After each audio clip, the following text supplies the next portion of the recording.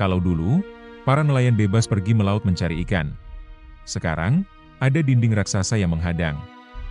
Jalur makin jauh, biaya meningkat, hasil tangkapan berkurang. Sementara krisis iklim tetap membayang. Kualitas hidup menurun, dan nelayan menjerit kesusahan. Kenapa tanggul beton begitu membuat hidup nelayan semakin tertekan? Yuk kita cari tahu bareng-bareng jawabannya.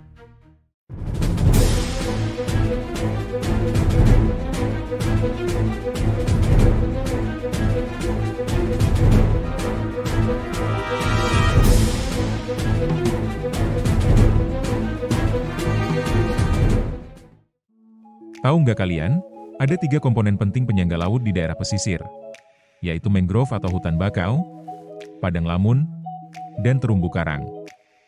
Ketiga ekosistem ini adalah rumah alami ikan. Di sanalah ikan bertelur, tumbuh besar, dan bersembunyi dari predator. Begitu kawasan pesisir ditutup beton, 3 ekosistem itu hancur. Tidak hanya itu, di beberapa kawasan, pagar beton bahkan difungsikan untuk aktivitas industri. Kapal-kapal besar lalu lalang, meninggalkan cemaran minyak di air laut. Sudah ekosistem rusak.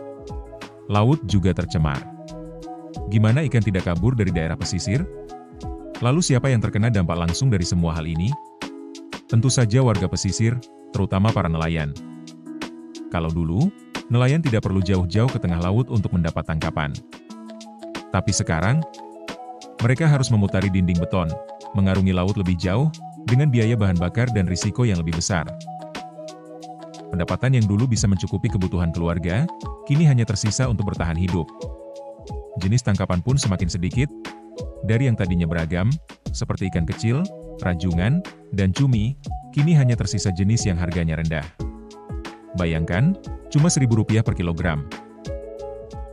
Kehidupan nelayan semakin berat, bukan karena laut kehilangan ikan, tapi karena akses dan ekosistemnya diputus oleh pembangunan. Tanggul laut memang merupakan salah satu solusi untuk mencegah abrasi yang terus memakan bibir pantai. Tapi tanggul laut yang dibangun tanpa memperhatikan ekosistem dan tanpa melibatkan warga pesisir, itulah yang menjadi kekhawatiran para nelayan. Sering disebut ada solusi, dibuatnya jalur laut khusus agar nelayan bisa lewat, tapi faktanya, gak semua nelayan punya kapal besar untuk melaut jauh. Kalau pembangunan tanggul terus dilanjutkan tanpa dialog dan kolaborasi warga pesisir, maka merekalah yang akan kehilangan laut dan sumber penghidupannya.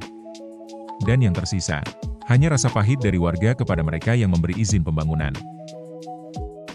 Great Seawall, mangrove, pagar bambu, dan sekarang pagar beton. Semua disebut sebagai solusi untuk mencegah abrasi yang makin parah akibat krisis iklim. Tapi, mana yang benar-benar efektif, ramah lingkungan, dan memberi manfaat nyata bagi warga pesisir? Share pendapatmu di komentar. Dan jangan lupa subscribe channel Lingkari.Institute untuk kisah lain di balik mitos dan fakta alam.